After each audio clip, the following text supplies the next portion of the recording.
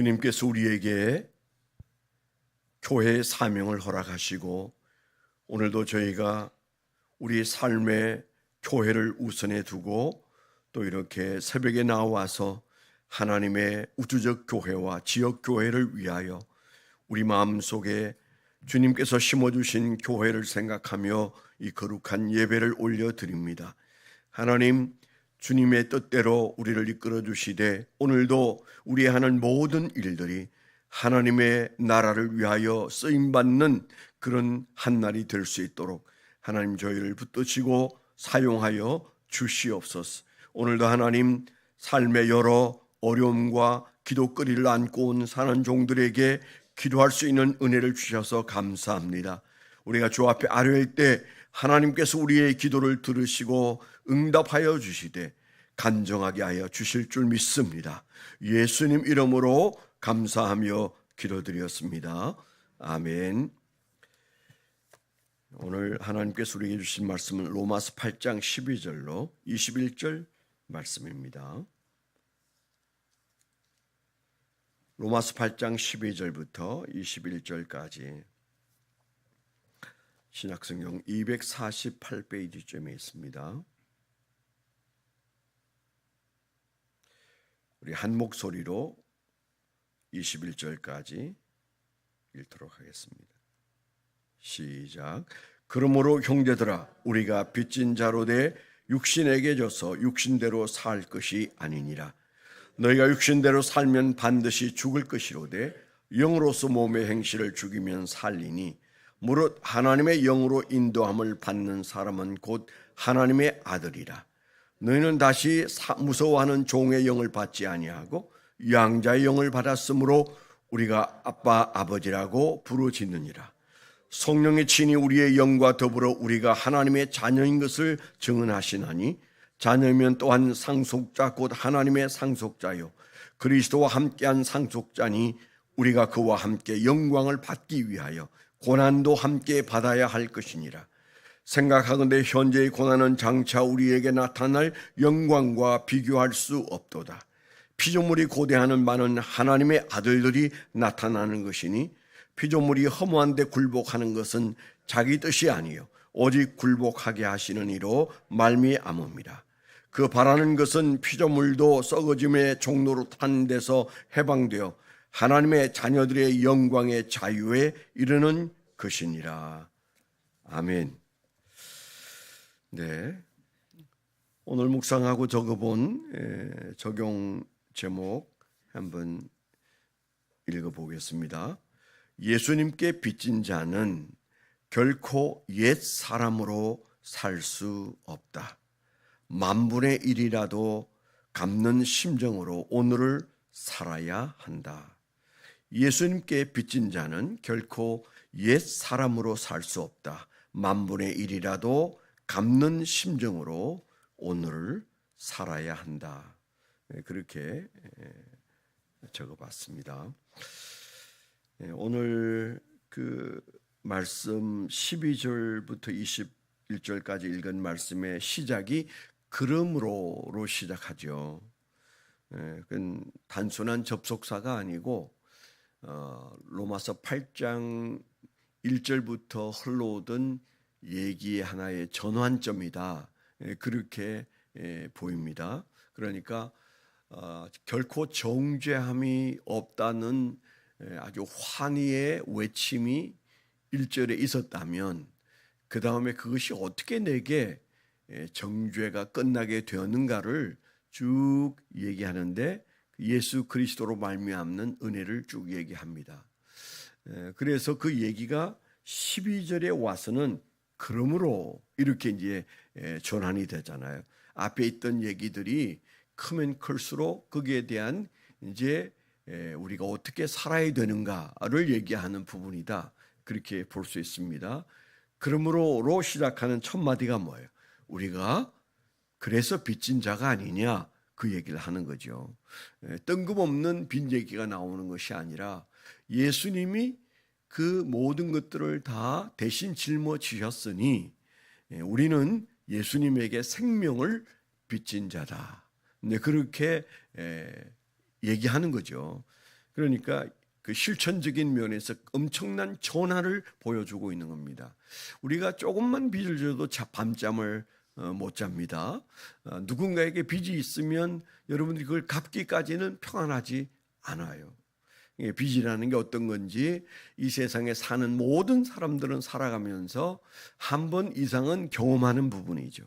내가 빚이 있구나 이러면 그 빚이 나를 끌고 다니는 것을 느낍니다. 바울 사도도 과거에 빚이 있었는지 모르지만 그 빚이 가지고 있는 속성, 육체의 빚을 지면 육체가 끌고 다니고 성령께 빚을 지면 성령의 이끌림을 받는 거예요. 그래서 지금 현재 그런 논리로 우리 행동의 지침이 뭐냐? 빚이 우리를 이끌어 가는데 우리는 지금까지 살았던 삶의 양식과는 너무도 다른 삶을 살게 되었다. 그런데 어떻게 옛날처럼 사느냐? 옛 모습은 뭐예요? 육신에게 우리가 빚진 자처럼 종로로 타듯 끌려다니는 삶이었다면 이제는 우리가 오직 예수 그리스도에게 은혜의 빚을 졌으니 생명을 빚졌으니 예수 그리스도 곧 성령님을 우리가 쫓아가면서 살아야 된다. 그 얘기를 지금 이제 하고 있는 거잖아요. 그런 측면에서 이 빚이란 용어가 바울 사도의 신앙에는 굉장한 의미로 작동하고 있다. 이런 얘기를 제가 종종 합니다. 저는 실제로 바울 사도를 생각하면 이분은 어마어마한 채무감을 가지고 예수를 믿는구나 그런 생각이 들어요. 굉장히 중요하다고 생각합니다. 저도 제 신앙을 돌아보면서 그저 이 정도로 사는 이유 중에 하나는 주님을 생각하면 채무감이 늘 마음속에 있어요. 초등학교 4학년 때 스스로도 이제 죽는구나 이렇게 생각했는데 살려놓으신 그 하나님의 은혜를 그때부터 못 잊고 살아요. 6학년 때도 마찬가지. 나는 이제 죽는가 보다 그렇게 생각했는데 하나님이 살리셨구나. 그런 그 어릴 때 겪었던 생명과 관련된 주님께 빚진 마음이 평생을 가더라고요. 지금도 마찬가지입니다. 예수를 믿는데 보면 채무감이 많은 사람은 은혜가 쉽게 끌어오르고 그 은혜를 붙잡고 살아가고 그 은혜 때문에 눈물 흘리고 그리고 그 은혜 때문에 교만하지 않아요. 우리가 가장 경계해야 할 것이 있다면 교만입니다. 누구에게나 교만할 이유도 있고 또 우리 안에 교만성이 꿈틀거리고 있어요. 참 아무것도 아닌데 그게 자기 자랑이 되는 거죠. 그래서 그거 믿고 우리가 신앙생활을 하면 망하는데도 우리 안에 참 인간적인 교만이 있습니다. 그래서 그 교만과의 싸움이 치열해야 되는데 그 교만이 마귀가 사용하기 때문에 마귀의 아주 절대적인 무기 중에 하나입니다. 그건 쉬 사라지지 않아. 지우려고 해도 지워지지 않아. 그런데 그걸 지울 수 있는 눈물이 어디로부터 흘러나와요? 빚진 자의 심정으로부터 나옵니다. 내가 얼마나 빚졌는데 내가 예수님에게 빚진 것 생각하고 교회에 빚진 것 생각하고 또 교회 안에 있는 누구에게 빚진 것을 생각하면 우리가 교만하려고 하다가도 그 교만이 고개를 들지 못하는 거죠. 그래서 바울 사도는 정말 똑똑한 사람이고 그는 후발주자였지만은 예수님의 친제자라고 말할 수 있는 11명의 제자 그 뒤에 서 있는 사람이었잖아요. 그렇기 때문에 그의 위치는 저 뒤에 있습니다마는 하나님이 그를 들으셔서 그런 어떤 제자보다도 앞을 치고 나가서 그는 혁혁한 공을 세우고 그리고 모든 사람들이 바울을 쳐다보고 그랬습니다. 그를 스카우트 하듯 이끌어준 바나바도 성경은 바울 뒤에 세우잖아요. 근데 그렇게 되어져 있는 모습들을 보면 정말 그는 잘난 사람임에도 불구하고 그는 끝까지 믿음을 지켰어요. 그 믿음을 지키는 배경이 뭘까? 오늘 바로 그 말씀이 아닐까. 그러므로 형제들아 우리가 빚진 자로 돼 육신에게 져서 육신대로 살 것이 아니니라. 그가 말하는 이 빚진 자라는 심정, 그의 신앙에 어떤 의미에서 아주 큰 무게감을 가지고 있는 그 신앙을 진중하게 만드는 돌덩어리 같은 하나의 철학이 있는데, 그게 바로 나는 빚진 자다, 나는 살인자고, 나는 예수님을 배척한 자고, 나는 수많은 사람들에게 눈물 흘리게 만든 사람인데, 그런데 하나님께서 나를 부르셨어. 예수님이 나를 부르셔서 주의 종 삼으셨다. 그래서 그가 좋아한 단어가 종이란 단어, 둘로서라는 단어를 좋아하지 않았겠습니까? 예수 그리스도의 종된 나 바울은, 헬라어로 둘로서는 가장 쓰고 싶지 않은 단어인데, 그는 성경을 쓸 때마다 예수 그리스도의 종된 나 바울은 자기가 종인 것을 자랑합니다. 예수에게 묶여있는 종, 빚진 자의 심정이, 그는 그 은혜에 팔려온 나다, 나는 예수의 은혜에 팔려온 사람이다, 그런 마음으로 그가 이 종의 심정을 가지고 살았던 배경은 그가 말하는 빚이죠. 제가 어느 날 로마서를 읽다가 이 빚이란 단어에 큰 은혜를 받고 제가 이제 성경을 찾아보니까 신약 성경에 이 빚이란 단어가 14번 나오는데, 그 중에 이 조그마한 로마서 16장까지 있는 데서 5번이 나오더라고요. 5번. 그래서 굉장히 은혜를 받았어요. 우연히 제가 찾아봤는데 이렇게 많이 있다고. 그래서 1장 14절부터 시작해가지고 4장 4절, 5장 8절, 그 다음에 8장 12절, 그리고 15장 몇 절이지? 15장 27절. 이렇게 5번이나 나와요. 물론 그 중에 이제 개역 개정을 하면서, 개역 성경에서 개역 개정을 하면서 4장 4절은 그 번역을 빚으로 하지 않아서 개역 개정 성경에는 4번 나옵니다. 4번 나오건 5번 나오건 간에 그렇게 빚이란 용어를 계속 이 로마서를 쓰면서 바울 사도는 떠올렸다. 성령의 인도 따라 그가 빚이란 용어를 5번이나 사용할 정도였다면, 그는 지금 현재 이 로마서를 쓰는 가운데 빚진 사람의 심정이 1장부터 끝장까지 계속 그 마음을 사로잡고 있었다, 그런 생각이 드는 거죠. 빚진 자다. 여러분, 우리가 이 빚진 자의 그 채무감은 우리 신앙에 정말 중요한 요소라는 마음을 오늘 새벽에 다시 한번 새기셨으면 좋겠어요. 빚진 자는 말이 없습니다. 빚진 자는 주님의 뜻을 물을 뿐입니다. 빚진 자는 주님께서 주신 그 사명을 감당하는데 온 마음과 정성을 쏟게 되어 있어요. 우리가 언제 교만할 틈이 있겠어요? 그래서 오늘 이 말씀 앞에서 저는 내가 교만한 종인데 이 말씀 앞에서 더욱 나를 채찍질해야 되는 거구나, 이제 그런 마음을 많이 새롭게 품게 되었습니다. 오늘 이제 전체에 흐르는 우리가 묵상한 말씀은 이 그러므로 뒤에 몇 가지가 계속되고 있어요. 그래서 이 그러므로라는 이 전환점, 굉장히 의미 있는 단어라고 아침에 생각을 했는데 한 4가지가 거기에 포함되어 있어요.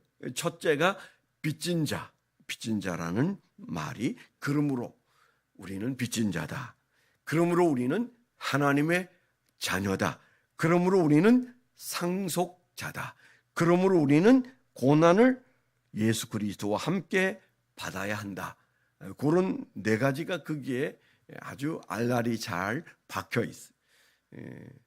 하나하나가 다 큰 은혜. 바로 이 12절이 그런 큰 의미로 전환점을 이루고 있다는 것을 좀 마음에 품고 오늘을 사십시오. 4가지. 그러므로 나는 빚진 자다, 그러므로 나는 하나님의 자녀다, 하나님을 아버지라고 부르는 자녀다, 그러므로 나는 상속자다, 그러므로 나는 고난을 받아야 한다. 이 말이 이 그러므로 뒤에 따라 나오는 중요한 주제어들이에요. 오늘 하루를 살면서 조용할 때면 이 말씀을 좀 되씹으면서 이 그러므로가 내 인생이구나. 나도 그러므로의 삶을 살고 있는데 오늘도 그러므로 살아야 되는데 그러므로의 삶에서 빚진 자로부터 시작하여 고난에 이르기까지 현재의 고난은 장차 우리에게 나타날 영광과 좋게 비교할 수 없다는 이 기가 막힌 선언이 저와 여러분 마음속에 있어서 오늘도 이 말씀을 생각하면 그냥 겸손해지는 그런 복된 한 날을 살게 되기를 축원합니다. 기도 제목 드리겠습니다. 토요일 날 멘토링 세미나가 두 번째로 열립니다. 지난 토요일 날 우리가 함께 열심을 내었습니다. 시간이 너무 짧아서 제가 좀 설명을 하고 싶은데 돌이켜 생각하면 다 아는데 뭘 설명을 못해서 안달이지 그런 생각은 나요. 여러분들이 다 아는 내용을 다시 반복하니까 굉장히 공부가 될 거란 생각은 하는데 얼마나 기가 막힌 은혜의 시간인지 몰라요. 그래서 우리가 아는 것을 누군가를 가르치기 위하여 다시 훈련받는 그 즐거움, 그런 마음을 가지고 여러분들이 함께 하시길 바라고, 특별히 오시는 토요일 날 하루 종일을 주님 앞에 내어놓고 헌신하는 이들의 마음속에 즐거움과 기쁨과 지혜가 넘치게 해달라고 여러분 멘토링 세미나를 위해서 기도해 주시고, 이 강의를 하는 저에게도 하나님의 지혜가 넘쳐서 꼭 필요한 말을 적절하게 강의할 수 있도록 여러분 위해서 기도해 주시고, 또 이 멘토링 준비를 하는 모든 위원들에게도 섬기는 즐거움이 넘치도록 여러분 기도해 주시기 바랍니다. 하나님 아버지 감사합니다. 복된 날을 허락하시고 오늘도 새벽에 우리에게 말씀을 주셔서 우리가 무릎을 꿇고 기도하며 주의 말씀을 받고 이제 한 날을 시작하려고 합니다. 오늘도 말씀과 함께 승리하는 종들이 되게 하여 주시옵소서. 이제는 우리 주 예수 그리스도의 은혜와 아버지 하나님의 극진하신 사랑과 성령님의 내주 동행하시며 감화 감동하심이 하나님을 사랑하는 거룩한 백성들의 생애 위에 지금부터 영원토록 함께 하여 주시옵기만을 간절히 축원하옵나이다. 아멘.